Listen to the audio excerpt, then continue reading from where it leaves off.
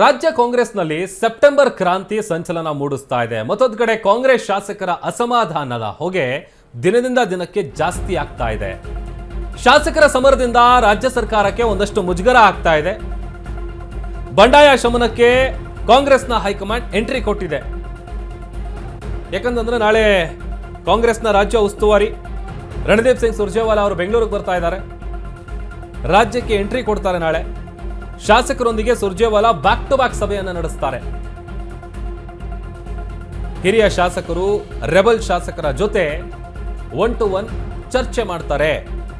ಸುಮಾರು 40ಕ್ಕೂ ಹೆಚ್ಚು ಕಾಂಗ್ರೆಸ್ ಶಾಸಕರಿಗೆ ಬುಲಾವ್ ಕೊಟ್ಟಿದ್ದಾರೆ. ಸ್ವತಃ ಅವರೇ ಕರೆ ಮಾಡಿ.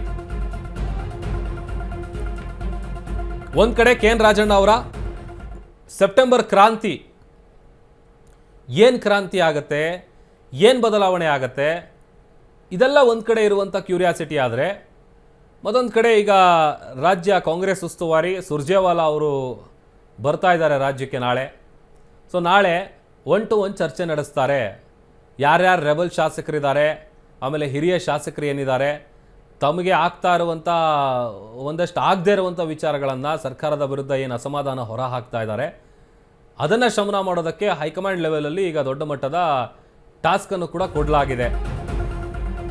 ಸ್ವತಃ ಕಾಂಗ್ರೆಸ್ ಶಾಸಕರಿಗೆ ತಾವೇ ಕರೆ ಮಾಡಿದ್ದಾರೆ ಸುರ್ಜೇವಾಲಾ ಅವರು. ಕೆಪಿಸಿಸಿ ಕಚೇರಿಯಲ್ಲಿ 1-to-1 ಮೀಟಿಂಗ್ ನಡೆಯುತ್ತೆ. ಅಂದರೆ ಒಬ್ಬೊಬ್ಬ ಶಾಸಕರಿಗೆ ತಲಾ 10 ನಿಮಿಷ ಟೈಮ್ ಕೊಟ್ಟಿದ್ದಾರೆ ಸುರ್ಜೇವಾಲಾ.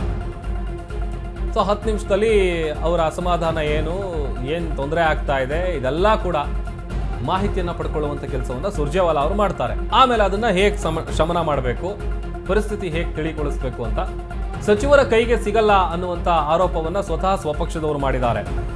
ಅನುದಾನದ ವಿಚಾರವಾಗಿಯೂ ಕೂಡ ನಾಯಕರು ರೆಬಲ್ ಆಗಿದ್ದಾರೆ. ಹೀಗಾಗಿ ಶಾಸಕರ ಜೊತೆ ಸಭೆ ನಡೆಸೋದಕ್ಕೆ ಸುರ್ಜೇವಾಲಾ ಅವರು ಬರ್ತಾ ಇದ್ದಾರೆ. ಸಹಜವಾಗಿ ಒಂದಷ್ಟು ಕುತೂಹಲ ಇದೆ. ಮೀಟಿಂಗ್ ಆದಂಥ ಸಂದರ್ಭದಲ್ಲಿ ನಾಳೆ ಏನು ಹೇಳ್ತಾರೆ, ಏನು ಬೆಳವಣಿಗೆ ಆಗುತ್ತೆ ಅಂತ ವಿವೇಕ್ ನಮ್ಮ ಪ್ರತಿನಿಧಿ ವಿಚಾರಕ್ಕೆ ಸಂಬಂಧಪಟ್ಟಂತೆ ಹೆಚ್ಚಿನ ಡೀಟೇಲ್ಸ್ ಅನ್ನು ಕೊಡ್ತಾರೆ. ವಿವೇಕ್, ಒಂದ್ ಕಡೆ ಕಾಂಗ್ರೆಸ್ ಪಕ್ಷದಲ್ಲಿ ಸೆಪ್ಟೆಂಬರ್ ಕ್ರಾಂತಿ ದೊಡ್ಡ ಮಟ್ಟದಲ್ಲಿ ಸಂಚಲನ ಸೃಷ್ಟಿಸ್ತಾ ಇದೆ. ಅದರ ಜೊತೆಗೆ ಈ ಅಸಮಾಧಾನವನ್ನು ಶಮನ ಮಾಡೋದಕ್ಕೆ ಹೈಕಮಾಂಡ್ ಒಂದು ರೀತಿ ಹರಸಾಹಸ ಪಡ್ತಾ ಇದೆ. ನಾಳೆ ಸುರ್ಜೇವಾಲಾ ಅವರು ಬರ್ತಾ ಇದ್ದಾರೆ, 1-to-1 ಮೀಟಿಂಗ್ ನಡೆಯುತ್ತೆ ಅಂತೇಳಿ. ಸೊ ಏನೆಲ್ಲ ಡೀಟೇಲ್ಸ್ ಗೊತ್ತಾಗ್ತಾ ಇದೆ ವಿವೇಕ್?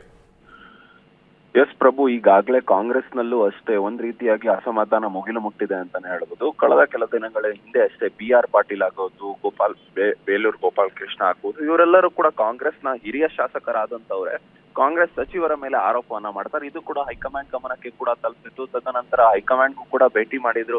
ದೆಹಲಿಗೆ ಹೋಗಿ ಸುರ್ಜೇವಾಲಾ ಆಗಿರ್ಬೋದು, KC ವೇಣುಗೋಪಾಲ್ ಆಗಿರ್ಬೋದು, ಮಲ್ಲಿಕಾರ್ಜುನ್ ಖರ್ಗೆ, ರಾಹುಲ್ ಗಾಂಧಿ ಎಲ್ಲ ನಾಯಕರಿಗೆ ಹೋಗಿ, CM ಸಿದ್ದರಾಮಯ್ಯ ಹಾಗೂ HC ಮಹದೇವಪ್ಪ, ಸತೀಶ್ ಜಾರಕಿಹೊಳಿ ಎಲ್ಲ ನಾಯಕರು ಹೋಗಿ ಭೇಟಿ ಮಾಡಿ ಬಂದ್ರು. ತದನಂತರ ಈಗ ರಣದೀಪ್ ಸಿಂಗ್ ಸುರ್ಜೇವಾಲಾ ಇವತ್ತು ಸಂಜೆ ಅಥವಾ ರಾತ್ರಿ ವೇಳೆಗೆ ರಾಜ್ಯಕ್ಕೆ ಆಗಮಿಸಿದ್ದಾರೆ. ಮತ್ತೆ ಖುದ್ದಾಗಿ ನಾಳೆ ಕೆಲವೊಂದಿಷ್ಟು ಶಾಸಕರಿಗೂ ಕೂಡ ಆಹ್ವಾನ ನೀಡಿದ್ದಾರೆ. 40 ಶಾಸಕರಿಗೆ ಆಹ್ವಾನ ನೀಡಿದ್ದಾರೆ. ಅವರೇ ಖುದ್ದಾಗಿ ಕರೆ ಮಾಡಿ ಅವರಿಗೆಲ್ಲ ಬನ್ನಿ ಭೇಟಿ ಮಾಡಿ ಅಂತ ಹೇಳಿದ್ದಾರೆ. ನಾಳೆ KPCC ಕಚೇರಿಯಲ್ಲಿ ಅವರಿಗೆಲ್ಲ ಒಂದು ಸಭೆ ನಡೆಯುತ್ತೆ. ಅಂದ್ರೆ ಪ್ರತ್ಯೇಕವಾಗಿ ನಡೆಯುವಂತ ಇದು ಸಭೆ. 40 ಶಾಸಕರಿಗೂ ಅಷ್ಟೇ ಒಂದೊಂದು ಶಾಸಕರಿಗೆ 10 ನಿಮಿಷಗಳ ಕಾಲ ಮೀಸಲಿಟ್ಟು ಅವರ ಬಳಿ ಇರ್ತಕ್ಕಂಥ ದೂರುಗಳೇನಿದೆ ಅಥವಾ ಸರ್ಕಾರದ ವಿರುದ್ಧ ಏನ್ ಹೇಳ್ತಾರೋ ಅಥವಾ ಅವರ ಆಕಾಂಕ್ಷೆಗಳು ಅಥವಾ ಸಚಿವ ಸ್ಥಾನ ಬೇಕು ಅಂತ ಏನೆಲ್ಲ ಅವರ ವಿಷಯಗಳಿದೆ, ಈ ಎಲ್ಲಾ ವಿಷಯಗಳನ್ನ ತಿಳ್ಕೊಳ್ಳೋದಕ್ಕೆ 10 ನಿಮಿಷಗಳ ಕಾಲ ನೀವು ನನ್ನ ಜೊತೆ ಮಾತನಾಡೋದಕ್ಕೆ ಯಾವುದೇ ಒಂದು ನಿಮ್ಮ ತಯಾರಿಗಳೇನಿದೆ ಅದೆಲ್ಲವೂ ಕೂಡ ಸಿದ್ಧ ಮಾಡ್ಕೊಂಡು ಬನ್ನಿ ಅಂತ ಈಗಾಗಲೇ ರಣದೀಪ್ ಸಿಂಗ್ ಸುರ್ಜೇವಾಲಾ ಎಲ್ಲ 40 ಶಾಸಕರಿಗೂ ಖುದ್ದಾಗಿ ಕರೆ ಮಾಡಿ ಆಹ್ವಾನ ಕೂಡ ಕೊಟ್ಟಿದ್ದಾರೆ. ಇನ್ನು ನಾಳೆ ಕುತೂಹಲ ಮೂಡ್ತಕ್ಕಂಥ ಸಂಗತಿ ಏನಂದ್ರೆ, ಒಂದು ವೇಳೆ ಆ ಶಾಸಕರು 40 ಶಾಸಕರೇನಿದ್ದಾರೆ ಅದ್ರಲ್ಲೆಲ್ಲರಿಗೂ ಕೂಡ ಒಂದಿಷ್ಟು ಹಿರಿಯ ಶಾಸಕರಿಗೆ ಆಹ್ವಾನ ನೀಡಿದರೆ ಒಂದಿಷ್ಟು ಜನ ಅಲ್ಲಿ ಸಚಿವ ಸ್ಥಾನ ನನಗೆ ನೀಡಿ ಅಂತ ಕೂಡ ಕೇಳುವ ಸಾಧ್ಯತೆಗಳು ಕೂಡ ಇದೆ. ಅದನ್ನ ಹೊರತುಪಡಿಸಿ ಈಗಾಗಲೇ ರಾಜ್ಯದಲ್ಲಿ ನಡೆತಕ್ಕಂತ